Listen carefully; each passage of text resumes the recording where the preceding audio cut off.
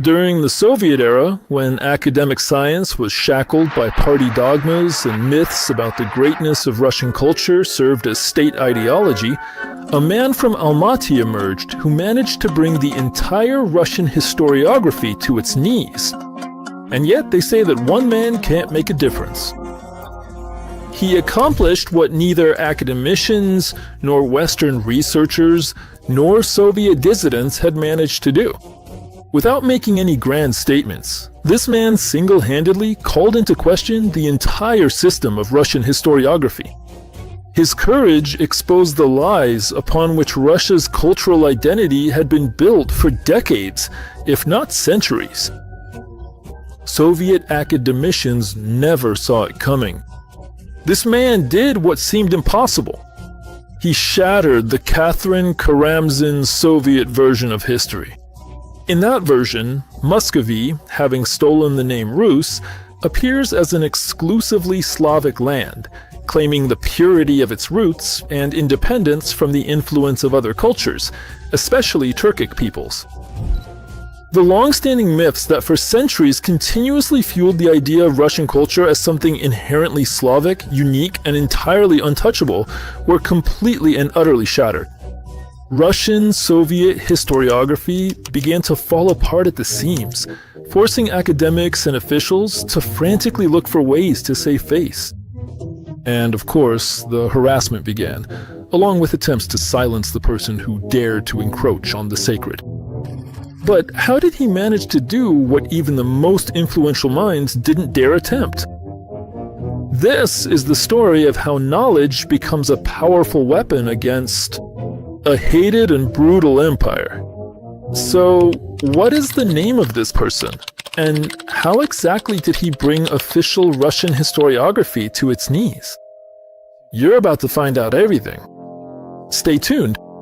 But first, subscribe to this channel and hit the bell to get notifications about new videos. Please do not forget to hit the like button and leave your comments below, as this helps to promote the video. And if you want to support the author, visit Patreon and buy me a coffee. All links are in the description and first comment. So let's get acquainted. Alta Suleymanov. Born in Almaty in 1936, he became one of the most prominent figures of the Soviet and post-Soviet cultural scene. Poet, writer, scholar, researcher, and activist. Suleymanov? He embodied the traits of a true intellectual leader of the Kazakhs. It was he who, back in 1975, published the resonant book As I Ya, which became a challenge not only to academic science, but also to the ideological system of the Soviet Union. The book As an I touched on the most painful chords of Soviet historiography. In it, Olga Suleymanova meticulously examines historical narratives through the lens of Turkic and Slavic interactions, uncovering and highlighting numerous linguistic borrowings and cultural connections that official scholarship has historically preferred to overlook or ignore. He demonstrated extensively that the roots of the so-called pure Russian culture are actually profoundly and intricately interwoven with Turkic elements, and that numerous distinct characteristics considered to be originally Russian or Slavic are in fact the result of centuries of complex socio-cultural exchange and interaction. Not with the Slavic peoples, but with the Turkic peoples. But how exactly did Suleymanov do this? Here's how. In his book, he dissected the main monument of old Russian literature down to its very core and came to a conclusion that was disappointing for official Russian history. The tale of Igor's campaign, that's what we're talking about. It is not a monolithic, purely Slavic epic, but a multi-layered text with enormous Turkic influences. To put it more simply, the tale was written not in Old Russian, but in a highly unusual and complex Turkic-Slavic linguistic blend. Suleymanov successfully demonstrated that Muscovy, which deliberately appropriated the name Rus, was never the singularly unique and purely Slavic state that traditional Russian historians tried to portray it as. In actual historical reality, Muscovy was compelled to ensure its own survival by borrowing and through extensive cultural exchange with its neighbors, most notably and significantly the Turkic peoples, from whom it absorbed many key elements of its unique culture. This truth dealt a crushing blow to the myth of Muscovy's Slavic purity and uniqueness, a myth that had been preached for decades as the foundation of its identity. So, what exactly are we talking about? Wrote Suleimanov in his book. What exactly made Soviet academics and party ideologists so angry? The thing is, he started to analyze the tale of Igor's campaign, but not in the way everyone before him had done. Where academics saw a heroic epic about Slavic unity, Suleimanov saw a blend of cultures, languages, and borrowings. He approached the text from the perspective of a Turkologist and immediately uncovered a ton of interesting nuances that Slavic scholars prefer to ignore. Let's start with probably the funniest example from the text. Darish cash and a whole bunch of chickens. For many years, this phrase was a real puzzle for translators. Some observers tried to interpret the chickens as actual chickens, while others came up with various metaphors. But the whole situation turned out to be much simpler, and significantly more prosaic. Chickens in this specific context are not birds, but rather structural walls. Among the Turks, the word kura meant fortification, wall. The construction of this word is transparent from the word kur, meaning build, erect. That's it. No chickens, just city walls. But for Russian historiography, admitting that a Turkic term ended up at the heart of the old Russian epic was like swallowing a bitter pill. Or, for example, Dibri Kasajun. Russian researchers racked their brains trying to figure out where these places were. These mysterious debris and what Kisan means. There were suggestions like Avrar Kisani, Debri Kisani, and interpretations were offered from the Serbian lexicon. Suleimanov, however, claimed that this is how the author referred to iron shackles, Tamir Kisan. He relied on a variety of dialectal names for iron. Temur, Temur, Timur, Temur, Tamir, Tebur, Demir, Timur, Timer, and so on. No mystical forest, just ordinary shackles, which, by the way, were a common part of life back then. And what about the skinny tool? In the chapter Sviatoslav's Dream, there are these lines.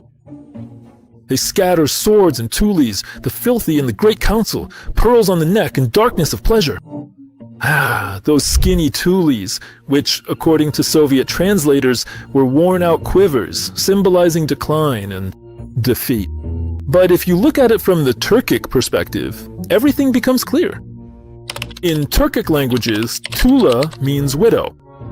The skinny tules are not quivers at all, but rather thin widows mourning the fallen warriors. It's about tragedy, sorrow, not some pitiful quivers. The full phrase was translated by Suleimanov, like this. The skinny widows of the filthy pagans shower me with large pearls on my chest and caress me. According to Suleimanov's translation, the line is full of Turkicisms. Talkovin, Kalkpagan, Zhenshug, Kipchak rendering of the Chinese Yenchu. The bird Garazda, which deeply perplexed many translators of various historical eras, who rendered it as an exceptionally swift and rapid bird, thanks to Suleimanov, became karas, that is, a rooster in Turkic. Just like that, with a single stroke, Suleimanov swept away all the romantic fantasies about Slavic heroes and replaced them with reality, where Turkic words are woven into the narrative, just like the fates of people who lived side by side. And there are dozens of such examples in the text. Suleimanov showed that the text, which for centuries was presented as purely the Slavic epic, in reality, is written in a bizarre mix of Slavic and Turkic languages, a kind of Surgic, if you will. The entire meaning of the work changes when you start to understand these terms correctly. Instead of a monolithic Slavic epic, we are presented with a multi-layered work, filled with cultural intersections and borrowings. It's no wonder the academics were furious. For years, they had been building up the myth of Slavic exceptionalism, and then along comes a Kazakh poet who shows that it's nothing more than a beautiful but empty facade. It's no surprise that the book was met with dead silence, and that every effort was made to erase its traces from the public sphere. But as the saying goes, the truth always comes out in the end. And now, no serious researcher can ignore Suleymanov's contribution, even if they really wish they could. Olja Suleymanov's book, Az-İya, touched the Holy of Holies, the myth of the flawlessness and ancient origins of Russian culture. And that's like a shot to the heart. What do you mean, a Turkic component? Could it really be that the tale of Igor's campaign is not the sacred tablet of the original pure Russian civilization?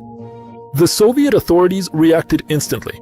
Confiscate, ban, denounce. The best ways to fight inconvenient truths. Clichés about pan-Turkism and nationalism were thrown around, standard labels for every occasion. The academic circles weren't far behind, jolted by this abrupt awakening. After all, Soviet historians had grown used to basking comfortably in the glow of their own invented righteousness. And now, right under their noses, they're handed something that completely overturns their beliefs, Turkic influences in Slavic texts. To admit this would mean destroying narratives built up over years, and with them, their own professional careers.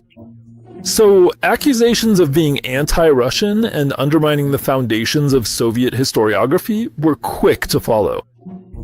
But no matter how hard the authorities and scholarly minds tried, Suleymanov managed to stay afloat thanks to the intervention of Din Muhammad Kunaya. The first secretary of the Communist Party of Kazakhstan used his connections and reached out to Lenin Brezhnev. Brezhnev must have just waved it off, not wanting to quarrel with Kunayev. In the end, Suleymanov got off with just a severe reprimand, and the book was simply banned. But the more they tried to hide the book, the more people became interested in its contents. The book, Az-İya, unexpectedly became a catalyst for national awakening in Kazakhstan. What they intended to brand as heresy turned into a symbol of rethinking their own history and cultural heritage. Suleymanov reminded Kazakhs that history is not always a story about the conquered and the oppressed, but a complex interweaving of interactions and influences. And here's the irony. What Russian historians clung to so desperately, they stubbornly tried to keep classified. The so-called secret turned out to be a revelation, changing not only the view of the Kazakh past, but also forcing people to see themselves differently. After the collapse of the USSR, Suleymanov's influence only grew stronger. His ideas began to resonate with new generations of historians, who realized that many elements considered purely Russian culture were actually borrowed and transformed through contact with Turkic peoples. A sobering disappointment for those who, for centuries, insisted on the purity and uniqueness of the Russian world. It turned out that this entire majestic tower of Slavic spirit stands on a foundation of cultural borrowings. Fuzzy? Hardly. But you can't argue with facts, even if they don't fit into convenient fairy tales at all. Although, to be perfectly honest, I don't quite understand what the underlying problem is, with Moscow openly acknowledging the historical fact that it has significantly more in common with the Turks in Asia than with the Slavs in Europe. Although, in fact, that's exactly what Moscow is doing right now. It's restoring forgotten ties with Asia and the global South, turning into a proxy for China. It's just unclear what the Slavs have to do with any of this. And the maniacal desire to seize Kiev, which for some reason they consider their ancient homeland. In the end, the book Az-İya became a powerful tool for deconstructing myths. The irony is that it was Suleymanov who managed to break down the unshakable pillars of Russian historiography, leaving the apologists of a unified and great culture bewildered. Yes, history, as Suleymanov reminded us, is not a dusty museum exhibit, but a living fabric created by the interaction of many peoples. And the more Russian historians desperately hold on to their illusions, the more painfully apparent it becomes. The truth will eventually emerge sooner or later, whether they like it or not.